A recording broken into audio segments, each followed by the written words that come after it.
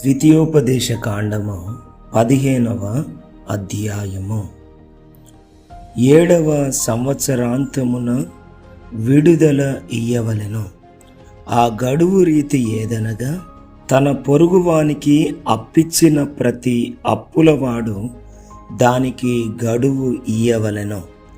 అది యెహోవాకు గడువు అనబడును గనుక, అప్పిచ్చినవాడు తన పొరుగువానినైనను తన సహోదరునినైనను నిర్బంధింపకూడదు. అన్యుని నిర్బంధింపవచ్చును గాని నీ సహోదరుని యొద్దనున్న దానిని విడిచిపెట్టవలెను. నీవు స్వాధీనపరచుకొనున్నట్లు నీ దేవుడైన యెహోవా నీకు స్వాస్థ్యముగా ఇచ్చుచున్న దేశములో యెహోవా నిన్ను నిశ్చయముగా ఆశీర్వదించును. కావున నేడు నేను నీకు ఆజ్ఞాపించుచున్న ఈ ఆజ్ఞలనన్నిటినీ అనుసరించి నడుచుకొనుటకు నీ దేవుడైన యెహోవా మాటను జాగ్రత్తగా వినిన ఎడల మీలో బీదలు ఉండనే ఉండరు. ఏలయనగా నీ దేవుడైన యెహోవా నీతో చెప్పి ఉన్నట్లు నిన్ను ఆశీర్వదించును గనుక నీవు అనేక జనములకు అప్పిచ్చెదవు గాని అప్పు చేయవో. అనేక జనములను ఏలుదువు గాని వారు నిన్ను ఏలరో. నీ దేవుడైన యెహోవా నీకిచ్చుచున్న దేశమందు నీ పురములలో ఎక్కడనైనను నీ సహోదరులలో ఒక బీదవాడు ఉండిన ఎడల, బీదవాడైన నీ సహోదరుని కరుణింపకుండా నీ హృదయమును కఠినపరచుకొనకూడదు.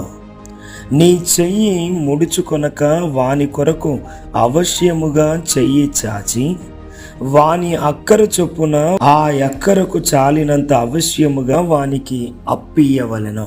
విడుదల సంవత్సరమైన 7వ సంవత్సరము సమీపమైనదని చెడ్డ తలంపు నీ మనస్సులో పుట్టకయుండునట్లు జాగ్రత్త పడుము. బీదవాడైన నీ సహోదరుని ఎడల కటాక్షము చూపక నీవు వానికేమియో ఇయ్యకపోయిన ఎడల, వాడొకవేళ నిన్ను గూర్చి యెహోవాకు మొర్రపెట్టును, అది నీకు పాపమగును. నీవు నిశ్చయముగా వానికియ్యవలెను. వానికిచ్చినందుకు మనస్సులో విచారపడకూడదు. ఇందువలన నీ దేవుడైన యెహోవా నీ కార్యములన్నిటిలోనూ నీవు చేయు ప్రయత్నములన్నిటిలోనూ నిన్ను ఆశీర్వదించెను. బీదలు దేశములో ఉండక మానరు. అందుచేత నేను నీ దేశములోనున్న నీ సహోదరులకు దీనులకును బీదలకును అవశ్యముగా నీ చెయ్యి చాపవలెనని నీకు ఆజ్ఞాపించుచున్నాను. నీ సహోదరులలో హెబ్రీయుడే గాని హెబ్రీయురాలే గాని నీకు అమ్మబడి 6 సంవత్సరములు నీకు దాస్యము చేసిన ఎడల, 7వ సంవత్సరమున వాని విడిపించి నీ యొద్ద నుండి పంపివేయవలెను. అయితే వాని విడిపించి నీ యొద్ద నుండి పంపివేయునప్పుడు నీవు వట్టి చేతులతో వాని పంపివేయకూడదు.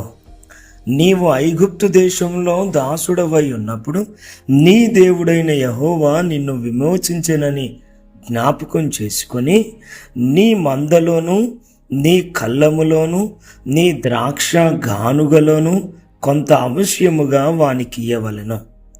నీ దేవుడైన యెహోవా నిన్ను ఆశీర్వదించి నీకు అనుగ్రహించిన దానిలో కొంత వానికియ్యవలెను. ఆ హేతువు చేతను నేను ఈ సంగతి నేడు నీకు ఆజ్ఞాపించి ఉన్నాను.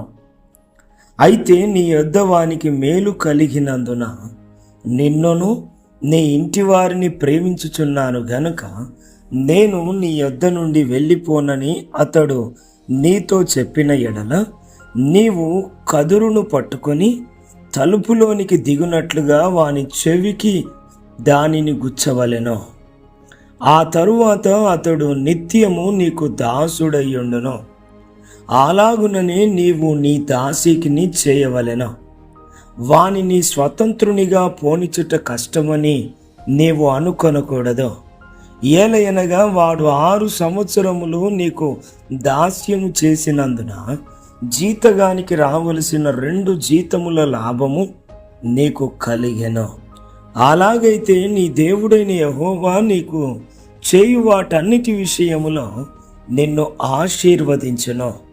నీ గోవులలోనేమి నీ గొర్రె మేకలలోనేమి తొలిచూలు ప్రతి మగదానిని నీ దేవుడైన యెహోవాకు ప్రతిష్ఠింపవలెను. నీ కోడెలలో తొలిచూలు దానితో పని చేయకూడదు. నీ గొర్రె మేకలలో తొలిచూలు దాని బొచ్చు కత్తిరింపకూడదు.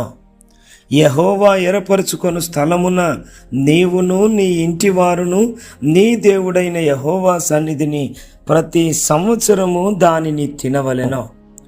దానిలో లోపము అనగా దానికి కుంటితనమైనను గ్రుడ్డితనమైనను మరి ఏ లోపమైనను ఉండిన ఎడల నీ దేవుడైన యెహోవాకు దాని అర్పింపకూడదు.